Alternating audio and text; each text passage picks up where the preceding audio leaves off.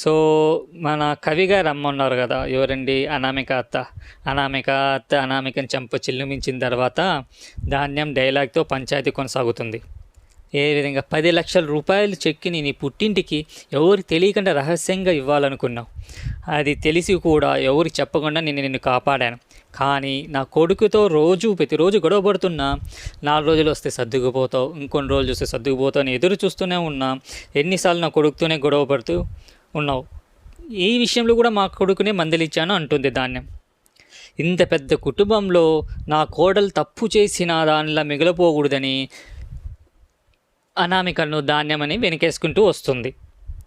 కానీ చివరికి నా కొడుకుని అంటే ధాన్యం కొడుకుని కవిగాన్ని లోకం దృష్టిలో దోషం చేశావంటూ బాగా ఫైర్ అయిపోతుందండి. అదేదో ఘనకారం సాధించినట్లు చెప్తున్నావా అంటూ ఇంకొక చెయ్యి చెంప మీద చెల్లుమనిస్తుందండి. సో ఆమె చెల్లుమని ఇచ్చిన వెంటనే చెప్తుంది, మా వాడి రక్తంలో దుగ్ధిరాల వారి రక్తం ప్రవహిస్తుంది కాబట్టే ఆడవాడి మీద చెయ్యి వేసుకోకూడదని వాడు సహిస్తున్నారు. వాడి తల్లి కానీ నిన్ను ఎప్పటికీ క్షమించను అని పెద్ద డైలాగ్తో వార్నింగ్ ఇచ్చిందండి ధాన్యం. ఆ వార్నింగ్ ఇచ్చిన వెంటనే ఉంది కదండి మన స్వప్న వచ్చిందండి. నెక్స్ట్ డైలాగ్ పవర్ఫుల్ డైలాగ్ అండి. ఆంటీ మీరు ఆగండి, మీరు మీ అబ్బాయి ఏమీ అనద్దు, నాకు మా కావ్యకు కొద్దిసేపు వదిలేని అనామికని మీ ఇద్దరం చూసుకుంటాము అనింది.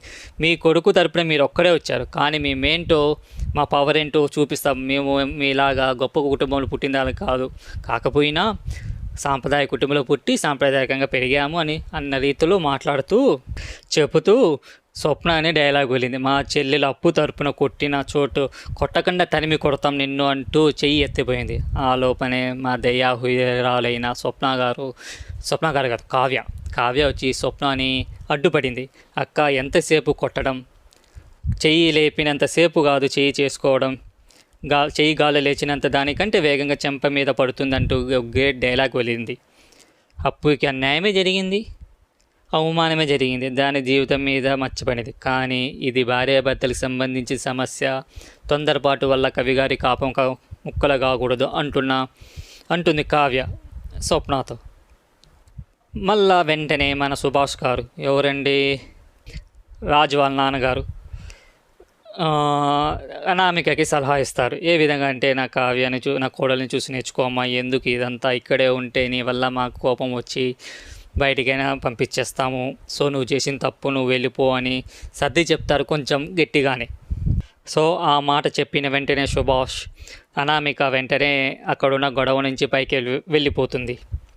వెళ్ళిపోయిన తర్వాత రాజ్ అండ్ కావ్య ఇద్దరు కొద్దిసేపు డిస్కషన్ చేస్తారు.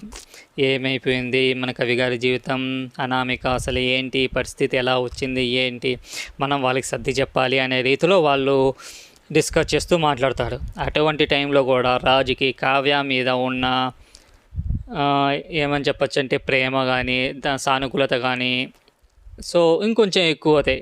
తను ఏ విధంగా ఆలోచిస్తుంది తన మరిది గురించి అనే విధంగా. మళ్ళా రాజ్ అండ్ స్వప్న వీళ్ళు డిస్కషన్ తర్వాత వెళ్ళి చెరో ఒకవైపు వెళ్ళి, రాజు వచ్చి అనామిక సైడు, కావ్య వచ్చి కవి సైడు వెళ్ళి వాళ్ళు చెప్పేదానికి ట్రై చేస్తుంటారు. ఫస్ట్ రాజు వెళ్ళి అనామికతో మాట్లాడుతుంటారు. అప్పుడు గుంటనక్క, ఎవరు మన గుంటనక్క, రుద్రాని కిటికీల నుంచి ఒక చెవు పెట్టి వింటూ ఉంటుంది రాజు ఏం చెప్తున్నాడు ఏంటని. రాజు పాపం ఎందుకు ఇలా చేసుకుంటున్నారు, ఇద్దరు ప్రేమించి పెళ్లి చేసుకున్నారు కదా, ఇవన్నీ విషయాలు పట్టించుకోకుండా కలిసిపోండి మెలిచి అన్నీ సర్ది చెప్పుకుంటూ వస్తూ ఉంటే తను వచ్చి అనామిక, మీరు కూడా నాదే తప్పు చెప్తున్నారా బావగారు అండ్ క్వశ్చన్ రైజ్ చేసిన వెంటనే తప్పు ఒప్పుల గురించి కాదండి, ఇక్కడ మనం సర్దుకుపోయే దాని గురించి మాట్లాడుకోవాలి. సరే ఇంతవరకు అయింది, ఇద్దరు ఒకసారి కూర్చొని మాట్లాడుకుని సర్ది చెప్పే ప్రయత్నం చేశాడు రాజు. అదేవిధంగా కావ్య కూడా మన కవిగారికి వెళ్ళి చెప్పింది. కవిగారు కూడా అన్ని తప్పుల్ని ఫస్ట్ నుంచి ఏమో జరిగి అన్నీ చెప్పుకుంటూ వచ్చి లాస్ట్కి ఇది అని చెప్తుంది. ఆల్మోస్ట్ ఇదంతా అయిపోయింది. ఎప్పుడైతే రాజు అనామికతో చెప్పిన విషయాలన్నిటికీ రుద్రాని విని దాని రివర్స్ ప్లాన్తో అనామిక దగ్గర వెళ్ళి, వీళ్ళు చూడండి నిన్నే తప్పుగా చూపించాలనుకుంటున్నారు అనే విధంగా మాట్లాడి చెప్తుంది. ఓకే. ఆ విధంగా జరిగిన తర్వాత డిస్కషన్ జరిగింది. ఇప్పుడు ఏ విధంగా అంటే రాజు వాళ్ళ అమ్మగారికి గూడా ఆరోగ్యం బాగలేదు గదండీ! సో, అందుకోసమని మళ్ళా మనవాడు ఎవరు కవి గారు కిందికి వచ్చి వాళ్ళ పెద్దమ్మతో మాట్లాడతారు. "పెద్దమ్మ మా వల్ల మీ ఆరోగ్యం బాగలేదు గదా పెద్దమ్మ" అని మాట్లాడుతుండగా ఈరోజు ఎపిసోడ్ అందరితో ముగిసింది. కానీ రేపటి ఎపిసోడ్ వాళ్ళు కొంచెం ప్రోమో వదిలారు గదా! ఆ ప్రోమోలో ఏ విధంగా ఉందంటే ఒకరికి ఒకరు కొట్లాడగానే జుట్టు బిగును కొట్టే విధంగా మాట్లాడుకుంటున్నారు వాళ్ళసలు.